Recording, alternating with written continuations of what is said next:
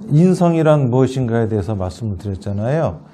그래서 인성이라고 하는 것은 커뮤니케이션이다 이렇게 말씀을 드렸고, 소통이라고 하는 거에 사람의 소통은 요청이 근본이다 이렇게 말씀을 드렸습니다. 그래서 요청하는 법에 대해서 말씀을 드렸었는데, 우리가 어른이 된다고 하는 것 자체가 인성을 갖추는 거잖아요. 인성이라고 하는 것이 소통이라고 했으니까는 이런 거를 우리가 배우기 위해서 어떤 교육과정을 거쳐야 되느냐, 여기에 대해서 오늘 말씀을 드리고, 그리고 한 발짝 더 나아가서 시간이 허락이 된다고 하면은 우리 인류가 이제까지 쌓아온 소통의 노하우에 대해서 거기까지 말씀을 드리려고 합니다. 시간이 허락하지 않으면은 인류가 쌓아온 소통의 노하우는 다음 시간에 하기로 하고, 어쨌든 간 거기까지 가보도록 하겠습니다. 우리 인성이 소통이라고 했으니까는 소통을 하려면 관계를 맺어야 되잖아요. 그래서 사람이 되는 교육은 태어나면서부터 시작이 됩니다. 태어나서 초등학교 들어가기 전까지, 만 7살 때까지죠. 소통을 하려면은 관계가 형성돼야 됩니다. 그렇기 때문에 이 기간은 관계의 생성과 유지와 단절을 배우는 시간입니다. 제일 먼저 배우는 것은 관계의 유지죠. 관계의 유지는 희생으로 유지하는 겁니다. 그래서 그걸 사랑이라고 그러죠. 관계는 희생으로, 사랑으로 유지를 하는데, 이거를 태어나는 아이한테 어떻게 가르치느냐 하면은, 어머니가 애하고 2년 동안 옆에 붙어 있으면서 가르치는 거예요. 이거를 가르칠 적에는 어머니가 좀 편안해야 됩니다. 오로지 육아에만 전념할 수 있는 상태가 돼야 돼요.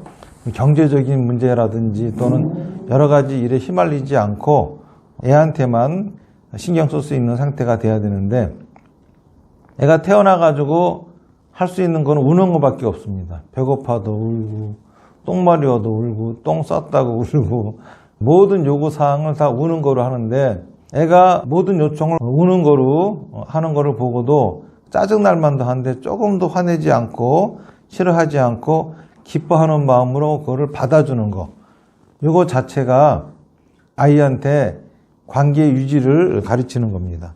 그러니까는 요즘처럼 애를 낳아놓고 보육원이라든지 어린이집에 보낸다든지 이게 별로 안 좋은 거예요. 그리고 여자들이 돈 벌러 나가서 얘는 핑계치고, 이거 아주 교육으로 안 좋습니다. 지금 저출산도 문제지만은 우리 한국 사회는 애들한테 제대로 된 교육을 시키지 못하는 게 더 큰 문제예요. 어쨌든 간 모든 관계는 사랑으로서 유지가 되는 거다, 이거를 배워야 되는데, 이때에 관계의 근본 기둥이 만들어집니다. 다시 말해서 이 시기에 사람에게 있어서 관계의 근본 기둥이 만들어지지 않으면은 평생 인생의 병에 시달리게 돼요. 다시 말해서 다른 사람들의 눈치를 본다든지, 누구한테 이렇게 매달려 살려고 그러고, 다른 사람에게 칭찬 듣는다든지, 이런 거에 전전긍긍하고 또 비난에 아주 약하고, 이런 상태의 사람이 되죠. 올바로 자기 스스로 땅을 디디고 살아갈 수 없는 상태가 됩니다. 굉장히 중요한 기간이에요. 어머니가 아니더라도, 하다못해 뭐 할머니더라도, 아니면은 고아원에 갔다 하더라도 고아원에 있는 보육교사나 또는 원장님이나 이런 분들이 아이한테 무조건적인 희생을 하면서 아이를 돌봤다고 하면은 그런 것들이 형성이 되는데, 아무리 어머니하고 같이 있다 하더라도 어머니가 애한테 틱틱거리고 이러면 안 되죠.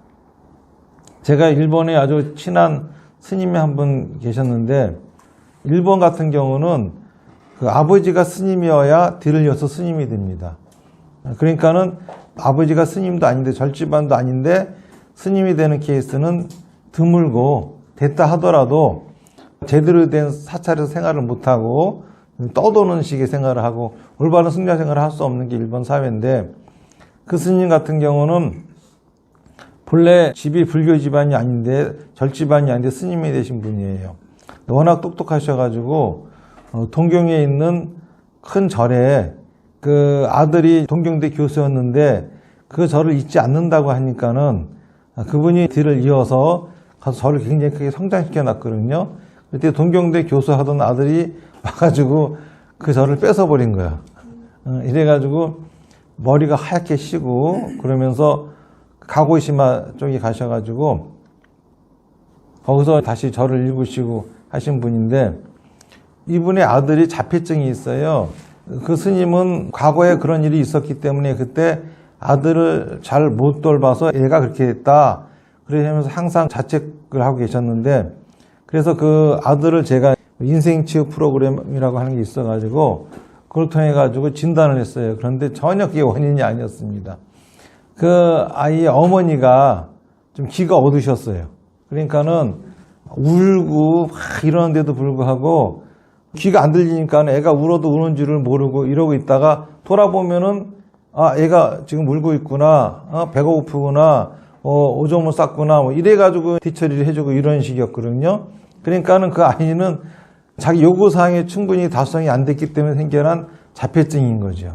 이런 것처럼 실제로 그 시기에 제대로 된 케어를 받지 못하면은 관계의 근본 기둥이 만들어지지 않고 이런 걸로 인해 가지고 인생에 큰 병이 걸리는 분들이 많아요. 또 어떤 경우는 이런 분도 계십니다. 두 부부가 오셨는데 남편분은 잘생기신 분이요. 근데 굉장히 초췌하더라고. 그래서 뭐가 고민이냐 그랬더니 자기 부인이 맨날 봉사활동만 한대요. 돈만 있으면 절에다 갖다 보시하고, 그리고 가족은 내팽개치고 맨날 봉사활동하고 좋은 일 하고 다니고, 성인군자 같이 그러는 건 좋겠지만은 가족들은 힘들다. 나도 뭐 봉사활동하고 남들을 돕는 거를 싫어하는 사람은 아닌데 도가 지나친 건 힘들다 그러시더라고. 그래가지고 그분은 진단을 해봤더니 어머니가 낳자마자 딸 낳았다고 죽이려고 밖에다가 내놓은 거예요. 그래서 7일간을 울고서 살아있으니까 어머니가 젖을 물린 거야. 그때부터 이분은 다른 사람들을 위해서 내가 살지 않으면은 죽는다라고는 강박관념이 생겨가지고 그러고 사시는 거예요. 그러니까 이런 식으로 그 시기에 그거를 잘못 보내면은 인생의 병에 걸려서 힘들게 사시는 분들이 계십니다. 그래서 어쨌든간 관계 유지는 사랑, 자발적인 희생이라고 하는 거, 그거를 어머니를 통해서 또는 그 아이가 무조건적으로 우는 것밖에 할 수 없는 자기를 돌봐주는 것을 통해 가지고 배우게 됩니다. 그 다음에 한 4살, 5살 이때까지는 관계의 생성을 배우게 됩니다. 관계의 생성이라고 하는 거는 평등이에요. 다시 말해서 그 누구하고도 쉽게 인사를 나눌 수 있는 것을 해야 됩니다. 이때는 어떻게 가르치느냐 하면은 먼저 부모가 사람들을 보면서 인사하는 습관을 가져야 돼요. 애가 보고 따라서 합니다. 지나가면서 어머니나 아버지가 이웃을 보고 안녕하세요 하고 인사하고, 또 어른들한테도 예의법에 맞게 인사하고, 그러면은 애는 가면서 나중에 지나가는 고양이 보고도 고양아 안녕 그러고, 날아다니는 참새 보고도 참새 안녕 이렇게 인사하고 돌아다닙니다. 이런 걸 함으로써 관계의 생성을 배우게 되는데, 이 관계의 생성을 배우게 된 애들은 모르는 사람에게 쉽게 다가갈 수가 있어요. 그래서 학교를 들어가잖아요. 그러면 학교 들어가서 모르는 낯선 친구들한테도 금방 말을 걸고 인사를 하고 이렇게 할 줄 아는 사람이 됩니다. 그런 거를 잘 못하고 굉장히 낯을 가리고 이러는 아이들은 되게 그런 부분들이 교육이 안 돼서 그런 거예요. 그러니까 사람을 사귀는 거, 첫 사람과 관계를 맺는 거를 두려워한다거나 부끄러워한다거나 이렇게 되지 않게끔 그렇게 교육을 시켜야 되는데, 되게 그런 것 하는 애들을 보면은 부모 자체가 남들하고 잘 인사를 안 하는 사람들, 이런 사람들에게는 애가 그렇게 되죠. 그러니까 이것도 배워야 되는 거예요. 마지막으로 초등학교 들어가기 전까지는 관계의 단절을 배웁니다. 다시 말해서 내가 남을 평등하게 대하고 내가 남을 위해 희생하는 것은 당연한 거예요. 하지만은 다른 사람이 나를 위해 희생하고 나를 평등하게 대해주는 것은 감사한 겁니다. 그래서 그럴 적에는 감사하다라고 하는 말을 할 수 있게끔 어느 시점에 가서 감사합니다, 고맙습니다 라고 하는 표현을 해야 되는지 이거를 정확하게 알려줘야 됩니다. 그리고 다른 사람이 나에게 희생을 강요한다거나 차별을 할 적에는 관계를 단절시킬 줄 알아야 돼요. 그럴 적에는 부모가 야 그래도 친구잖아, 잘 놀아줘, 언니니까 참아, 오빠니까 참아, 네가 나이가 많잖아, 이런 소리 해가면서 관계의 단절을 잘못 가르치면 안 되거든요. 그런데 의외로 그렇게 가르치는 분들이 많아요.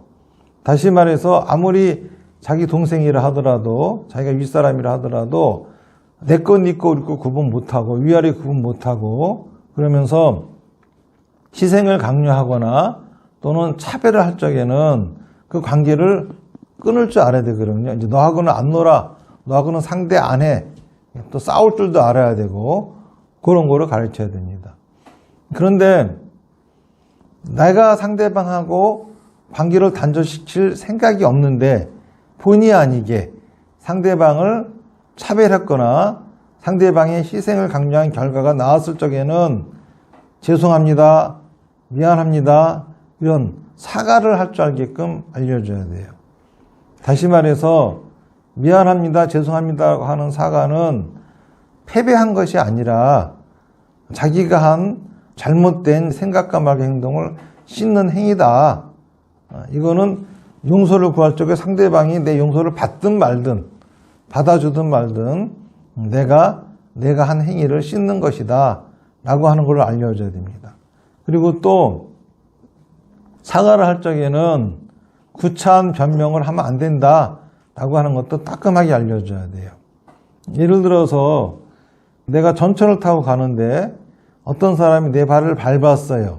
근데 그 사람이 나한테 자기가 어떻게 해서 내 발을 밟았는지 쭉 설명을 합니다. 짜증나요.